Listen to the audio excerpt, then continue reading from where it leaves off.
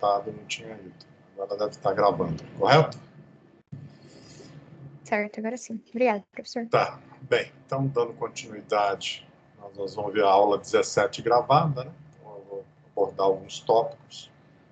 Já estamos finalizando o conteúdo do Código G, os principais códigos já foram apresentados para vocês.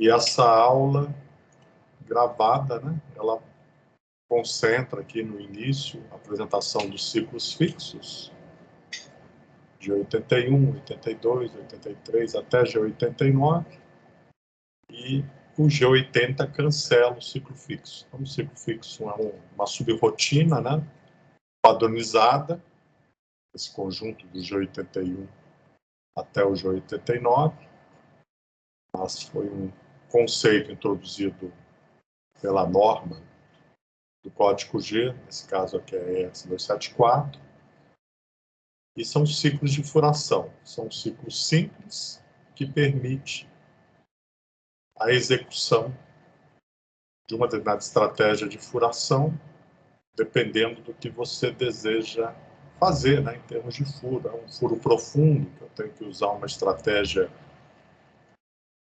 onde você entra a ferramenta, recua a ferramenta para quebrar o cavaco, né? Então, o ciclo pica-pau, né? Entra um pouquinho, sai, entra mais um pouquinho, sai. Então, cada vez que você entra e recua a ferramenta para um determinado comprimento de usinagem, né, de furação, você quebra o plano de cisalhamento, né? O cavaco quebra, fica mais fácil de ser retirado do furo que você está executando. Então, esses ciclos, como eles se repetem muito, então a norma padronizou, né, isso como uma subrotina, onde você chama através do G81 até o G89, e a partir desse momento ele executa em função da parametrização que você passar, né, que são definidas cada um dos ciclos, ele executa, né, acho que eu já até demonstrei uma usinagem com ciclo fixo, usando o CNC Simulator para vocês. Então, aqui está o conjunto de ciclos fixos. Aí cada um implementa de uma determinada forma, né, mas o comportamento é basicamente o mesmo. Então, nós temos a norma RS274, que define G81 até G89. São variações de estratégias de usinagem de furação. Você pode fazer diversas estratégias, dependendo do tipo de furo que você vai executar. Então, desde um furo bem básico, né, até um alargamento para uma operação de acabamento, né, que é essa operação de boring, né, que você deseja executar aquele furo. Bem, então aí tem vários exemplos, né, que são apresentados. Parametrização, né, que é passada, né. Então aqui tem normalmente um desenhozinho definindo quais são esses parâmetros, tipo SR2, o que isso significa, né? Então, esse R, parâmetro associado à profundidade de usinagem que você vai executar, por exemplo. Bem, aqui tem um pequeno exemplo, né, que foi apresentado aí para vocês. Então, são esses furos que estão sendo feitos com a função G85. Então, ativei a G85 aqui e passei os parâmetros que são exigidos pela G85, né? Então, você tem que olhar na descrição, né, do CNC Simulator, como é que você passa os parâmetros. Então, o CNC Simulator implementou desta forma. O Linux CNC vai implementar de uma outra forma. Então, se você desejar fazer um ciclo de furação na sua peça, você vai ter que carregar, né, o documentação do Linux CNC e olhar como você chama a parametrização. Então, aqui, ó, usando o G85,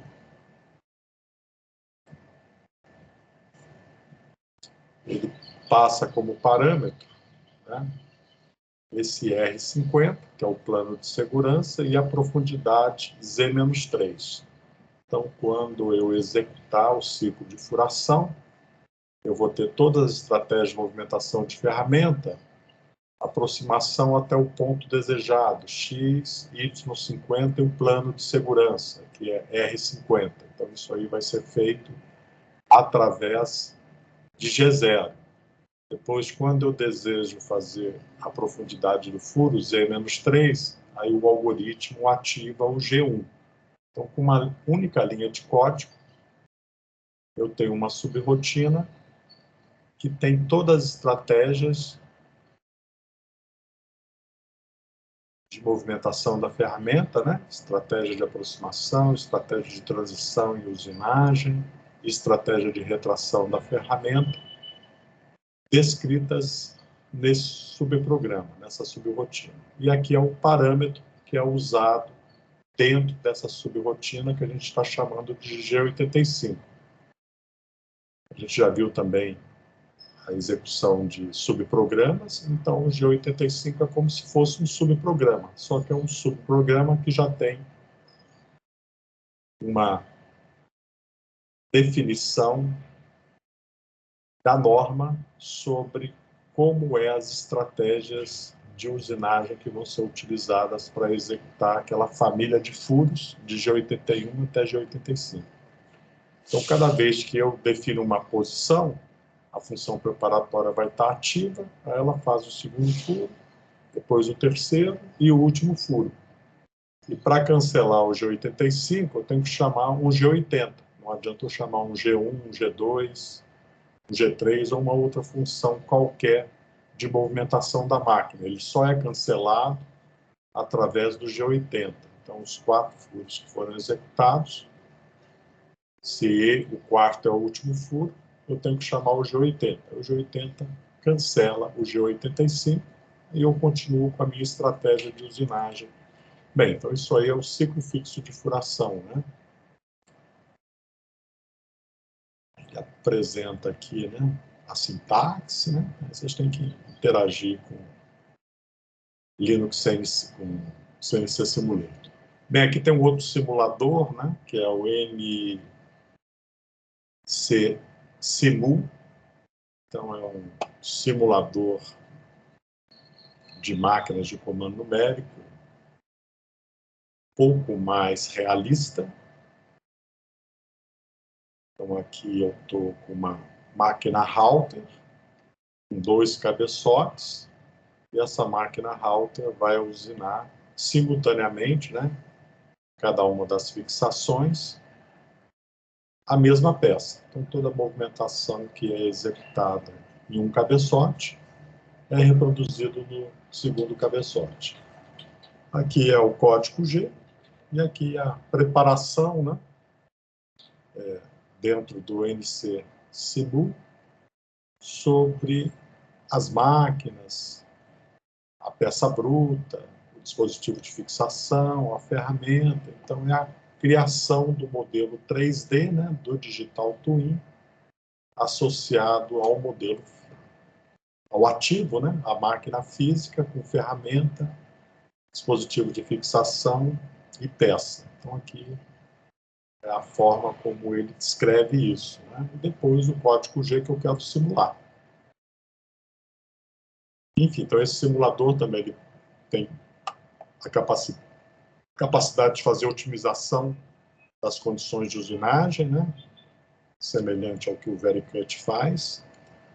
Então aí depois vocês assistam o vídeo ou instalem o NC Simul, procurem aí na internet, que ele é fácil de instalar, e ele mostra aí a interação da ferramenta, problemas de choque, consistências, né? Então ele é um ambiente de simulação, né, que identifica as colisões.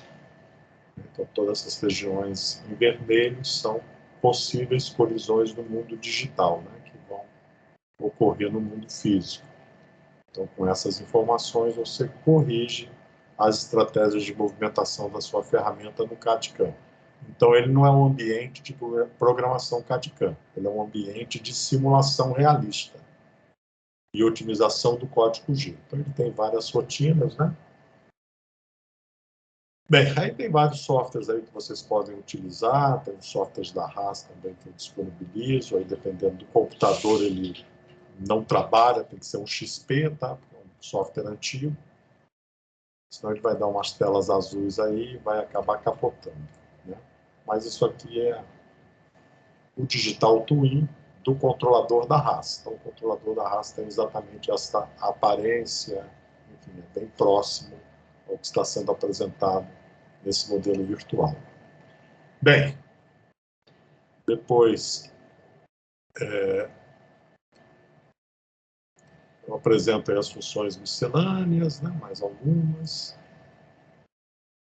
Depois falo sobre o projeto STEP-NC, né, que é o futuro do comando numérico. Então, apresento a primeira norma, né, esse documento aqui é de 2003, né, quando a norma surgiu, e aqui ele define os esforços da ISO, junto com a empresa Step Tools, para o desenvolvimento da norma que define o STEP-NC, que é a ISO 14649. Então, a ISO 14649, né, foi o primeiro modelo de informação que foi desenvolvido pela ISO e que a gente chama isso de STEP-NC. Faz parte dos esforços da ISO do projeto STEP. Então, o STEP é um protocolo de trocas de arquivos intercambiáveis de modelo de produto. Então, no CAD de vocês, provavelmente vai ter vários filtros, né? Vários exportadores de formato STEP. AP214, AP242, AP219. Então, tem uma série de protocolos de aplicação, esses APs que a gente chama, né? Que são modelos de informação neutros, onde você está usando um determinado CAD que tem um filtro AP242, aí você exporta o seu arquivo e ele armazena esse arquivo no formato AP242. Aí você está usando o SolidWorks, exportou em AP242, e agora você está usando o sistema CATIA, né, que tem a sua estrutura de dados proprietário. Você quer utilizar o modelo que você criou da sua peça em SolidWorks e importar isso usando um arquivo neutro, que é o AP242. Então, você vai abrir no CATIA, no seu outro sistema CAD/CAM, o AP242, né? Então, é um arquivo definido pela norma. Então, essa Step Tools desenvolve as bibliotecas, né, que implementam basicamente, né, este modelo de informação que foi criado pela ISO, por esse comitê da ISO, e as empresas que desenvolvem soluções na área de automação, softwares, né, CAD, CAPP, CAM, CAI, adquirem licenças deste modelo de informação, do AP242. E ele incorpora essa lib, né, essa DLL, essa API, dentro do seu aplicativo, dentro do SolidWorks. Então, é o SolidWorks que desenvolve o filtro, né, que vai exportar para AP242. O SolidWorks compra esse filtro dessa empresa chamada Step Tools, que implementa soluções na área do STEP de acordo com as especificações da norma, né, desse grupo de trabalho STEP. Bem, então aqui tem a forma de programação manual, que a gente vai usar em CAD/CAM, né? Vocês vão trabalhar. Todas as suas limitações.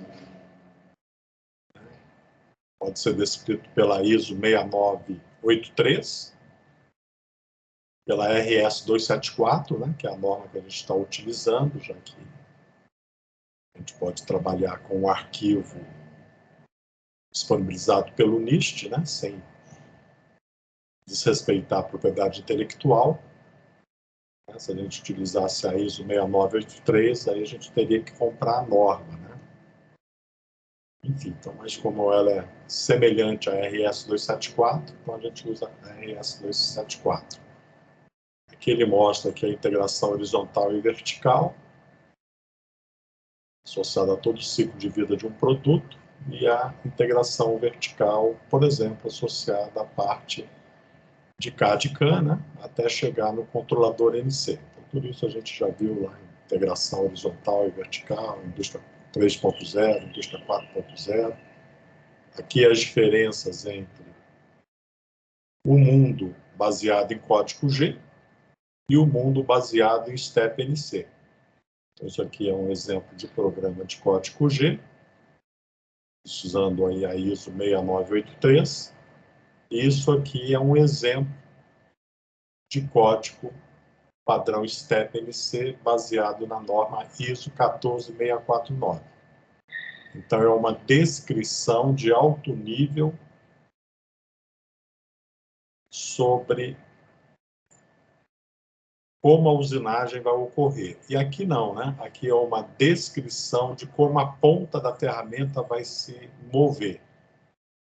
Então, aqui eu tenho que descrever, né, o código G específico para o controlador de comando numérico. Já aqui, né, no mundo STEP NC, não, né? O controlador de comando numérico não vai ler o código G. Ele vai ler esse código STEP NC. E ele vai interpretar esse código e gerar os pulsos para o acionamento das ferramentas. Então, a gente não vai programar pensando na ponta da ferramenta. A gente vai fazer uma programação em alto nível, porque o modelo de informação ele foi pensado como um modelo que vai permitir a integração de todo o ciclo de vida de um produto. Então, todos os modelos, né,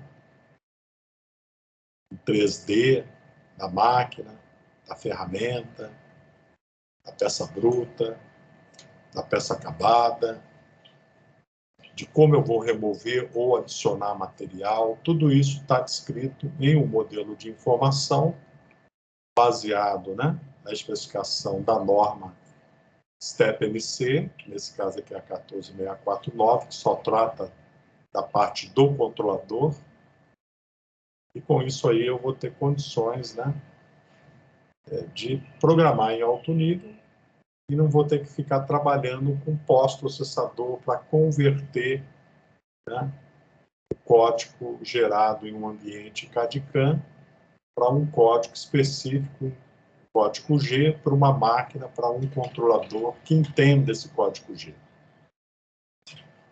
Então, aqui o próprio controlador STEP NC, né, embarcado na máquina, ainda não existe esse controlador, a indústria ainda não usa o STEP NC dentro dos controladores, a indústria continua usando atualmente o código G, não o STEP NC. Mas existe, né, uma série de possibilidades, né, de trabalhar com o STEP NC e depois gerar o código específico para aquele controlador que eu preciso.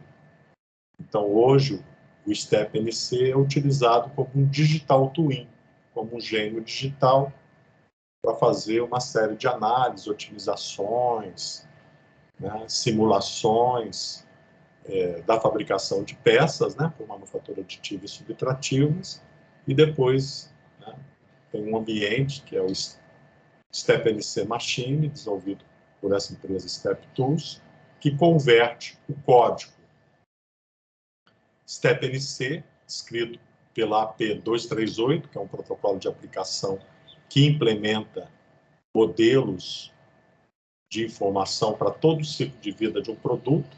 Então, esse AP232 tem a visão de projeto, tem a visão de usinagem, tem a visão de manufatura aditiva, tem a visão de inspeção, tem a visão de montagem.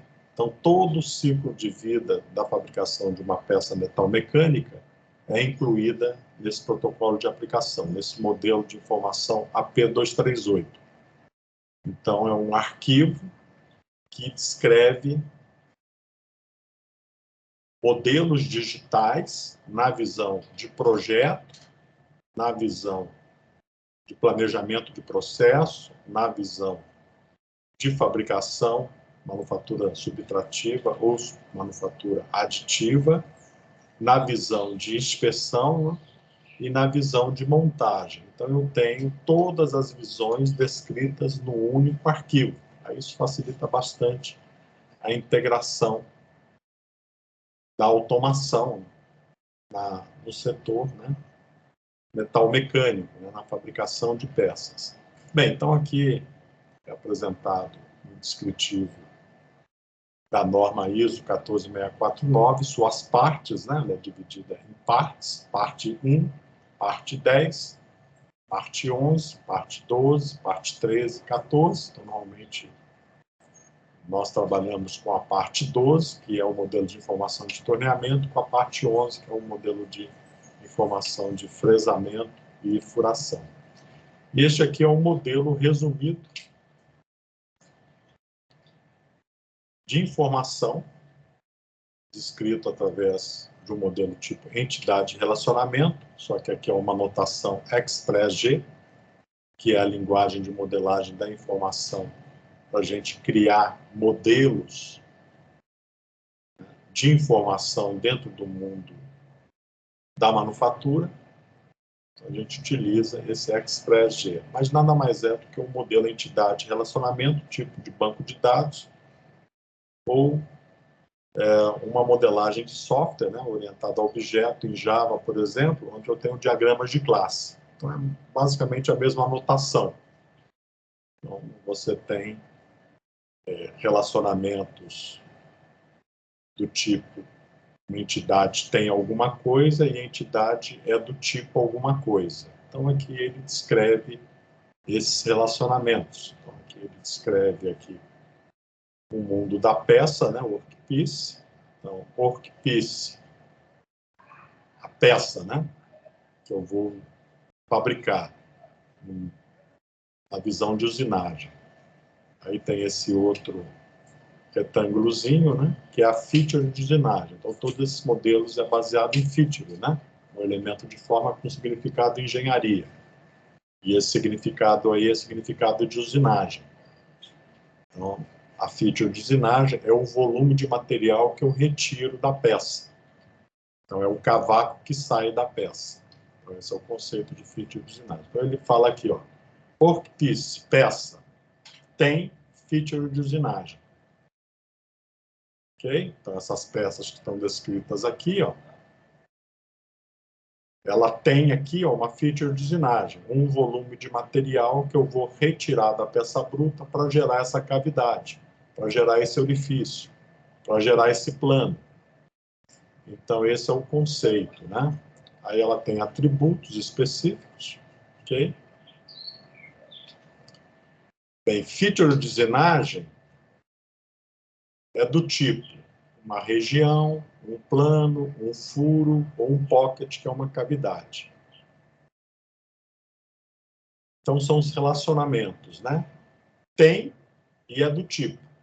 Então, graficamente, o tem é descrito por essa linha, né, com pouca espessura e uma bolinha. E o é do tipo é descrito por essa linha mais grossa e a bolinha. Então, isso aqui é tipo entidade de relacionamento, né? Que a gente chama aí de modelagem de informação, né? Então, todo engenheiro, né, que vai trabalhar com desenvolvimento de software, né, tem que fazer a modelagem de informação. Então, vai ter que usar aí diagrama de classe, se for do mundo da manufatura, dotação Express-G, ou diagramas entidade relacionamento, que é o mais comum, por exemplo, para criar bancos de dados do tipo SQL. Bem, então aqui eu descrevi, né, um primeiro lado do modelo de informação, que é a feature de usinagem. De onde surgiu a feature de usinagem?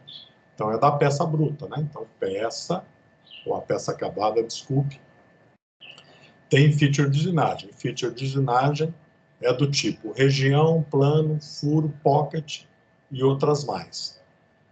Além disso, eu tenho aqui, né, esse negocinho aqui, ó. Então, isso aqui representa a cardinalidade. Quer dizer que a peça pode ter de zero, né? Ou seja, não tem nenhuma feature de usinagem, ou até N feature de usinagem, onde tem essa interrogação.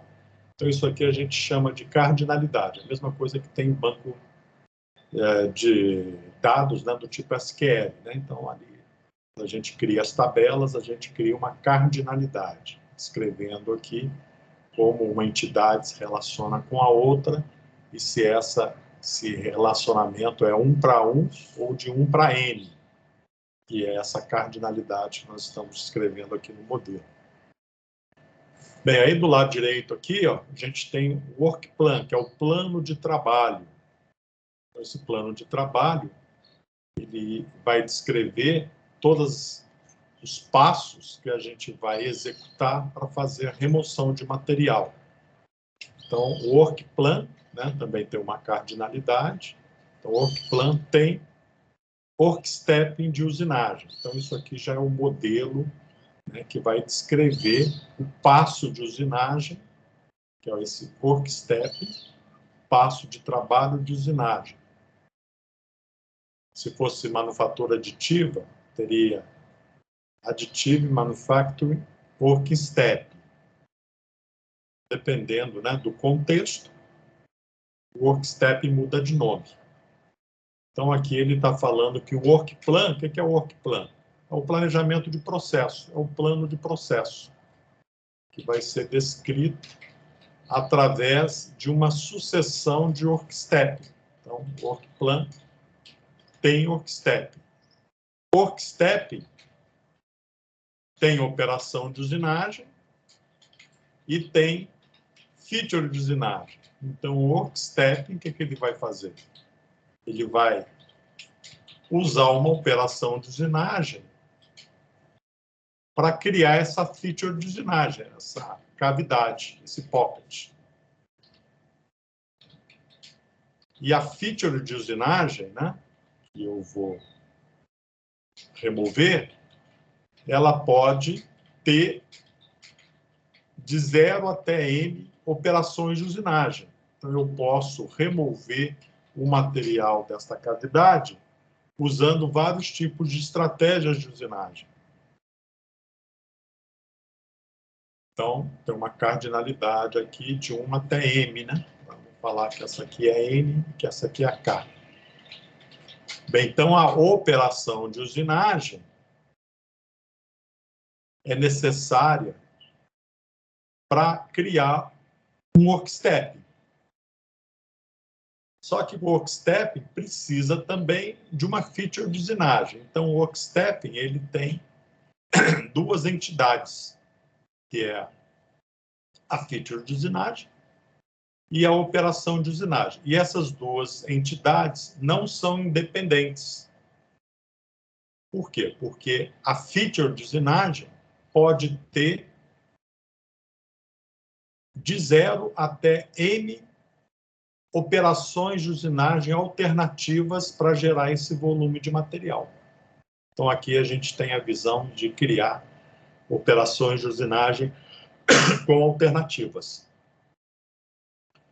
Aí, continuando, né? Operação de usinagem tem ferramenta. E essa ferramentinha de corte que a gente vai utilizar. Tem estratégia. O que são as estratégias? Estratégia de aproximação até o plano de segurança da peça bruta, aproximação até o plano de segurança, né,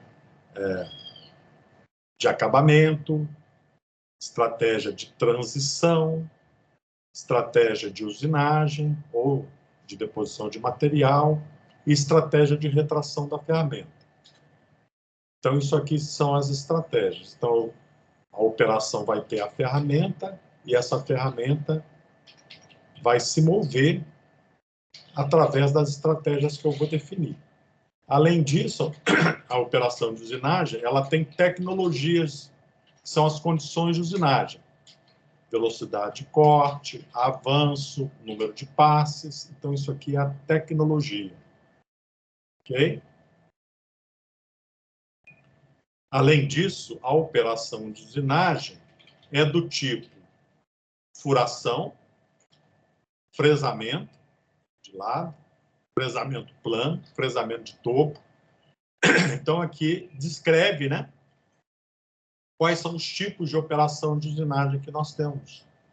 No caso aqui de fresamento, ou seja, ferramenta acionada, ou de furação, alargamento, outro tipo de operação que a ferramenta gire. Não é aquela norma associada a operações de fresamento, furação e correlatas. Mas, além de ter ferramenta, estratégia e tecnologia, né? Então, cada uma dessas operações aqui, ó, que são os tipos, tem que ter uma ferramenta, uma estratégia, uma tecnologia, e também tem que ter o quê? Uma trajetória da ferramenta. Caminho da ferramenta para implementar essas trajetórias, né? Então, dentro do sistema de coordenada da peça, ou sistema de coordenadas da máquina, né? 0 peça ou 0 máquina, eu tenho que descrever a trajetória da ferramenta dentro do sistema de coordenada x, y, z e as orientações A, B e C. Bem, então isso aqui, ó, é o modelo de informação. Vocês aí como engenheiros, né? Como estudantes aí de controle e automação, né? Teoricamente aí vocês sabem programar, conhecem uma série de linguagens de programação orientadas ao objeto, né? E linguagens mais de alto nível, né? Então, aqui, nós estamos criando um modelo de informação que nós vamos implementar posteriormente em um software, né? A parte de CAM, de manufatura auxiliada de computador, com esse conceito do STEP-NC. Então, para criar o software, você tem que criar essas entidades, esse modelo de informação e seus relacionamentos. Bem, então, você aí, como engenheiro de controle e automação, diferentemente aí do engenheiro mecânico, teoricamente, nem orientação a objeto precisa conhecer.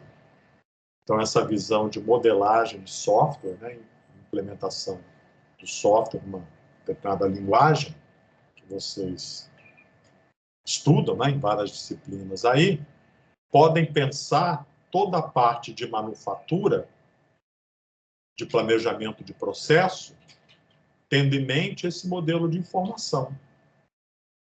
Então, como que eu vou criar um plano de processo mais à frente na disciplina? Usando esse modelo de informação. Então, você vai especificar lá na parte do CAD, né, ou no desenho que vocês vão fazer em papel milimetrado, a geometria da peça bruta. Parte de remoção de material. Vão especificar a geometria da peça acabada. Aí você vai ter, entre a peça bruta e a peça acabada, um determinado volume de material que você vai ter que remover. Então, na hora que você for realizar o planejamento de processo, você pode descrever esse planejamento de processo pensando nesse modelo de informação. Então, você vai lá no seu desenho, né? Onde você tem o desenho da peça bruta e da peça acabada, no único esboço, né? No único esquemático feito à mão. Você vai identificar todas as features de usinagem no seu desenho, vai dar nomes a essas features de usinagem, que são os volumes de material que você vai remover. Aí você vai pegar esses volumes de material que você vai remover e vai associar operações de usinagem. Então, para o volume 1, você vai associar uma operação de fresamento de topo. No volume 2, você vai fazer com fresamento tangencial. O volume 3, você vai fazer com uma furação. Enfim, então você está identificando os volumes de material, que é a feature de usinagem, com a operação de usinagem. Aí você acabou de criar um workstep, um passo de usinagem. Agora você tem que detalhar esse workstep. Aí você vai escolher a ferramenta, vai escolher a estratégia, vai escolher a tecnologia, né? E vai escolher a trajetória do caminho da ferramenta. Bem, então, se você pensar no plano de processo como sendo, né, uma implementação de um modelo de informação para desenvolvimento de software, você vai ter condições, né, de criar um plano de processo para qualquer tipo de peça, para qualquer tipo de operação de usinagem, para qualquer tipo de processo de fabricação. Por quê? Porque você está olhando agora no alto nível, né? Então, você está abstraindo, está criando, né, usando como referência o modelo STEP-NC, que é um modelo de planejamento de processo. Já sabe quais as entidades envolvidas e agora, no próprio desenho que você está fazendo da peça bruta e da peça acabada, você pode identificar cada uma dessas entidades e descrever os seus relacionamentos.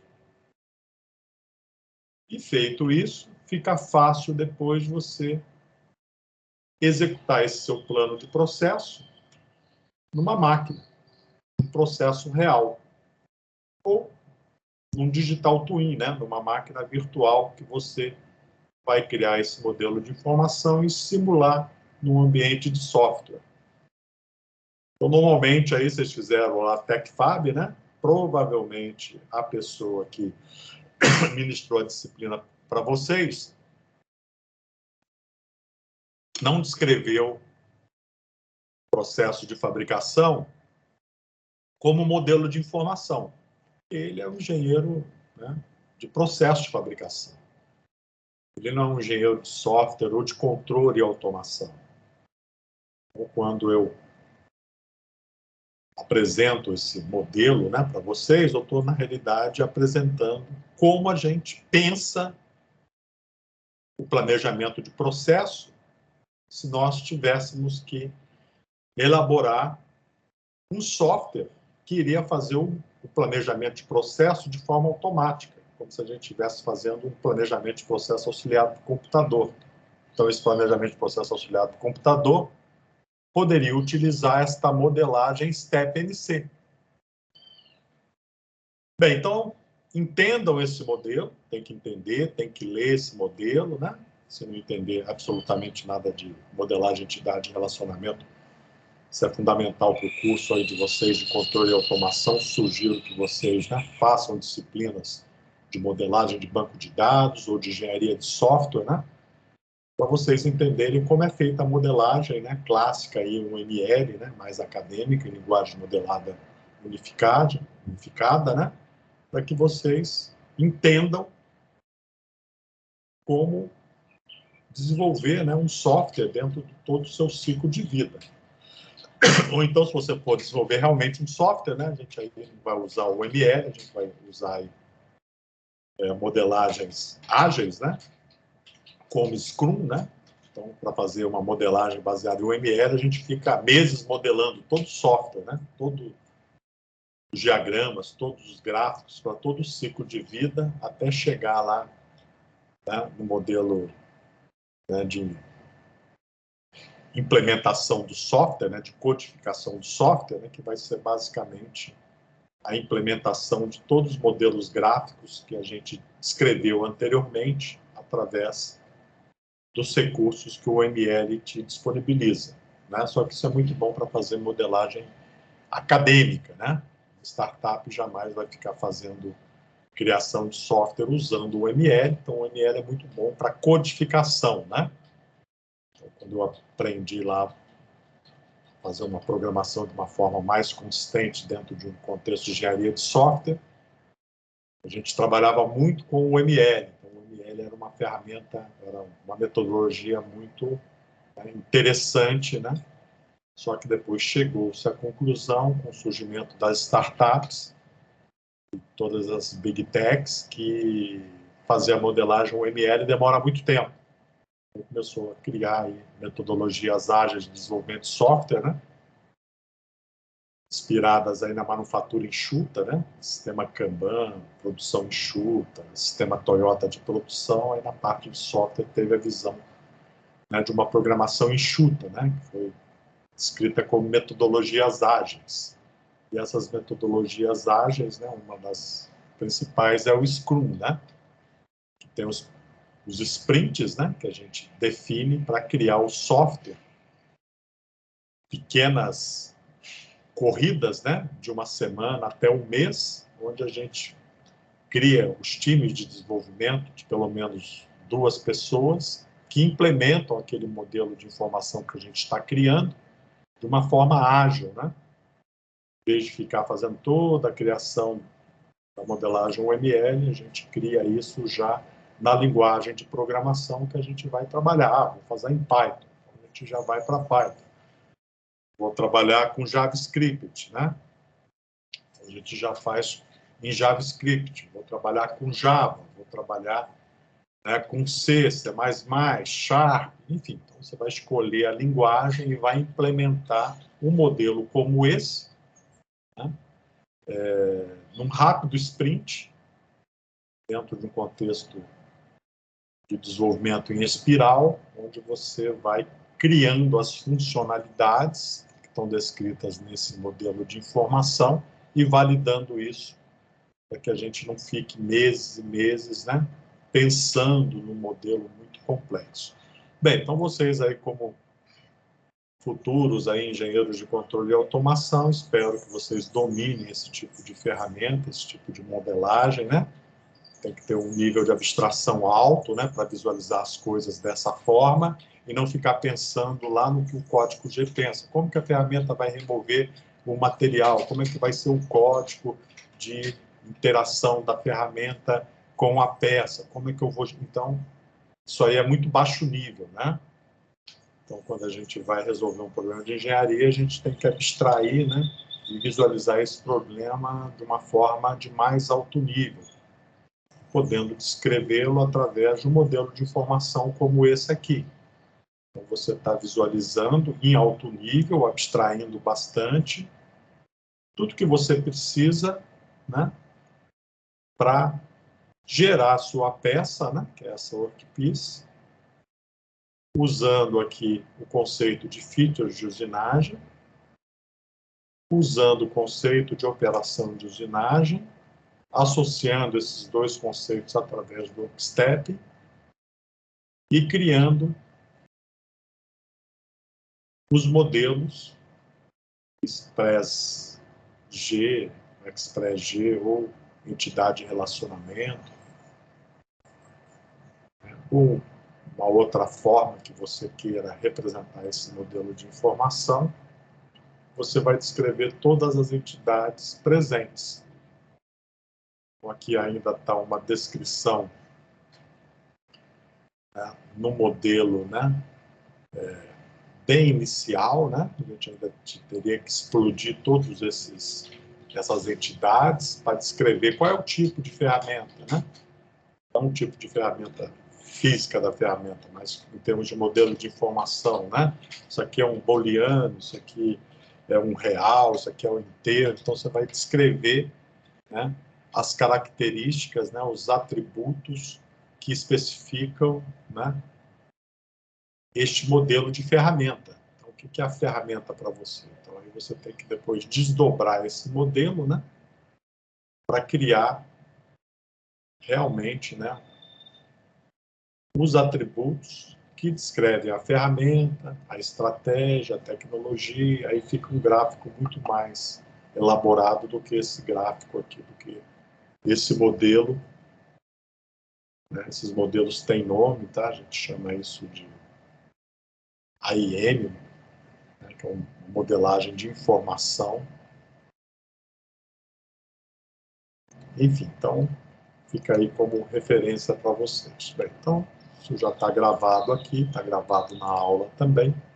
Então, aqueles que quiserem se aprofundar, assistam, né, com cuidado, para que vocês pensem um problema de natureza mecânica, né, que é a usinagem, como sendo um problema de modelo de informação, que é uma descrição, né, do workstep com mais detalhes, mas eu não vou entrar nisso, e aqui é a implementação do controlador StepNC.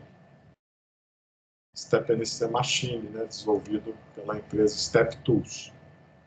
Então, aqui ele mostra, né, o programa que foi carregado, e esse programa tem a possibilidade de ter o modelo em 3D da peça bruta, da peça acabada, da ferramenta, e eu posso carregar também uma máquina com a sua cinemática. Posso, inclusive, carregar uma máquina, depois mudo a máquina, carrego uma outra máquina. Então, eu posso ficar na mesma peça, na mesma execução. Aqui são as operações de desbaste e os workstepping, né, que ele chama de WS. Tem 19 workstepping, esses 19 workstepping estão sendo representados pelos volumes de material que eu vou remover com uma determinada ferramenta de usinagem. E eu posso simplesmente escolher uma máquina diferente.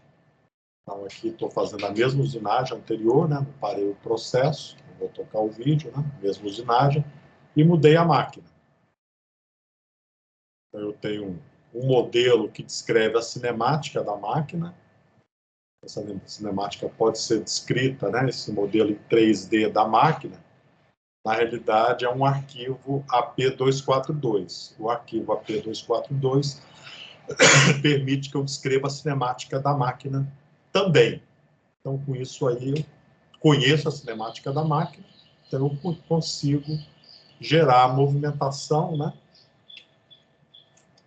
dentro do controlador StepNC, indiferente da máquina que eu tenho aqui.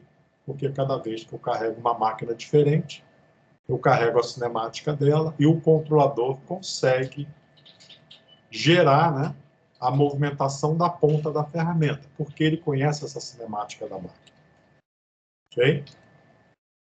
Diferente de uma máquina de comando numérico que só teria uma cinemática. Bem, aqui, nesse caso aqui, depois eu exportei o código, né? Peguei esse código que é descrito em AP238, né? Que é o protocolo de aplicação que descreve todos esses modelos, e exportei para um modelo de código G, que é esse aqui. Então, aqui eu abri aqui um menuzinho aqui e exportei o código AP238 para um código. Está exportando aí, ó. Deixa ele escolhendo o diretório que eu vou colocar, né? Já até tinha exportado aí antes. Enfim, então ele exportou o código G e colocou esse código G, né, no formato RAS, no formato de máquina de medir por coordenadas. Depois ele abre. Então, esse formato aqui é um formato para medição.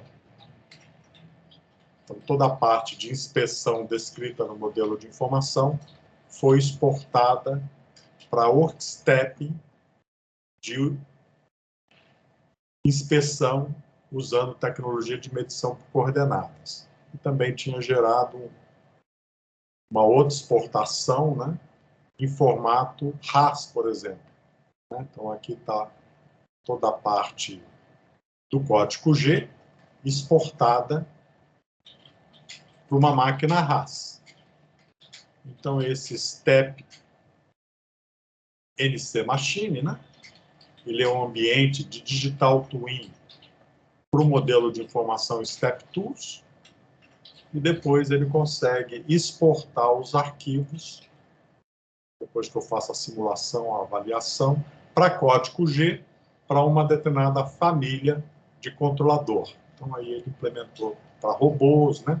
Rapid da ABB, para máquinas da Haas, para máquinas da Fanuc. Então, os principais fabricantes são contemplados. Bem, então a aula é isso aí, tá? Espero que vocês tenham assistido. Aqueles que não assistiram, né, poderão aí assistir novamente essa aula aqui. Bem, então eu abro aí para questões, né? Dúvidas que vocês tenham sobre o que foi apresentado, os modelos de informação associados ao STEP, as ferramentas, a parte de código G, né? Ciclos fixos, e o restante do conteúdo dessa aula, né? Enfim, então aqueles que tenham alguma dúvida, por favor, aí, façam o seu questionamento.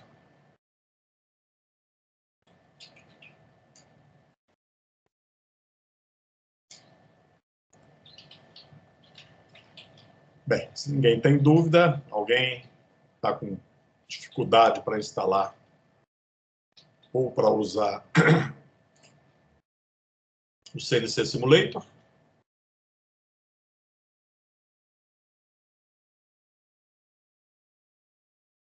Parece que ninguém tem dúvida nenhuma, né? Então, eu vou encerrar a aula nesse momento, tá? Professor, Diga. é uma dúvida mais sobre o meu trabalho. Depois o senhor pode só confirmar qual é o tema e o dia, que eu, pelo que eu anotei, eu queria ver se tem a possibilidade de mudar, se ainda tiver vaga em outro dia. Bem, ele está disponível online, né? Então, você tem que ir lá e olhar, né? Você me passou a data, e a data que você me passou foi a data que eu disponibilizei lá para você. Então, ele está aqui, né? Ah, tá. Eu não sabia que estava aqui no Teams. Você tem que assistir às aulas aí, né? Ficar mais atentos, porque está tudo documentado, né? Enfim, aí você tem que ver o que você selecionou, que eu não lembro. Ver se você vai fazer trabalho sozinho ou não. Você tinha selecionado o quê? Cadê você aí? É o número 8 do Gibbs Cam. Esse aqui? É, isso. É você Tem aqui, outro ó. dia disponível? O senhor poderia botar mais depois? Porque dia 27 eu estou chegando de uma viagem importante. Aí... Bem, as datas que tem são essas aí, ó. Então, o senhor pode, então, botar pro dia 2/5, que tá no 12 aqui, que não tem ninguém?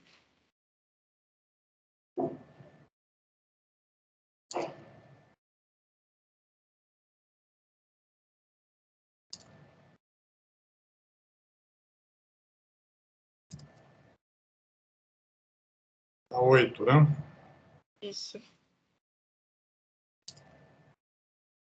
Muito obrigada, professor. Tá, vou mudar a data aqui, né? Então, este aqui ficou dia 2,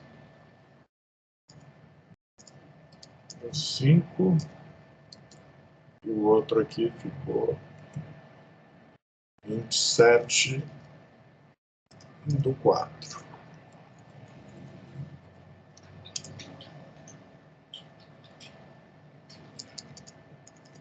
Bem, mais alguém aí deseja fazer alguma alteração?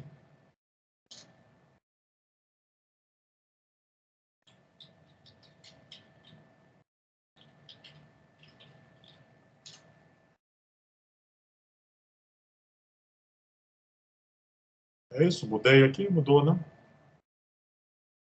Andressa, tá. Ok. Obrigada, professor. Bem, se mais ninguém tem nenhum comentário, não tem mais dúvida, né? Então, parece que eu estou sendo muito produtivo nas minhas apresentações, estou entendendo tudo, que ótimo. Espero que vocês façam bons trabalhos aí. Bem, então vou encerrar a aula aqui, tá? Desculpa perturbar o senhor. Quando a gente for programar o trabalho no CNC Simulator, o senhor deixa a gente já usar direto aquelas ferramentas que já dão uma avançada, assim, ou você quer que programe do zero? Tudo do zero? Desculpa, que ferramenta? Não entendi. É porque quando o senhor, numa das últimas aulas que o senhor apresentou o código G, o senhor já mostrou que tem como escolher direto a peça, o tamanho dela, por uma aba do CNC Simulator. Não, você vai fazer dessa forma. Vai fazer com o Wizard. Certo. Isso, com ou Wizard. então você copia isso aqui, né? Copia esses códigos aqui, pega a aula aí e digita o código diretamente, né? Só que você tem que criar as peças, né? Tem que ir lá no settings e criar no inventário o que você deseja, né? Temos de peça bruta, fresamento, peça bruta para torneamento. Aí você tem que estar lá no ambiente e criar as ferramentas, enfim. Ou então cria do zero, ou então com Wizard, né? Ou cria sozinha, né? Interagindo aí com o ambiente. O Wizard te leva para o local certo, né? Sim. Então, aqui no torno, você vai lá no torno e escolhe lá a ferramenta que você quer trabalhar. Acho que é a 8 nesse caso aqui, né? A peça do torno. Aí você cria aqui, né? Aí você não vai ter a sua peça, você vem aqui e cria. Se você colocar embedded, né? Ele vai pegar o que tem armazenado na estrutura de dados dele, que não é o caso, né? Então, a gente vai usar não embedded, porque não tem as geometrias que nós vamos trabalhar, não estão incorporadas no modelo dele, né? No modelo do fabricante. Então, você vai ter que criar suas próprias peças. Bem, ou então cria diretamente assim, né? Ou lá na peça do torno, né? Vai lá no torno e cria exatamente esses parâmetros aqui, né? Até o L92. Bem, isso aí cada um faz do jeito que quiser. Obrigada. Mais alguém aí? Bem, se não tiver mais nenhuma questão, eu vou encerrar a aula agora, tá? E depois disponibilizo a gravação e agenda a próxima aula. Então, bom dia a todos aí e até a próxima segunda.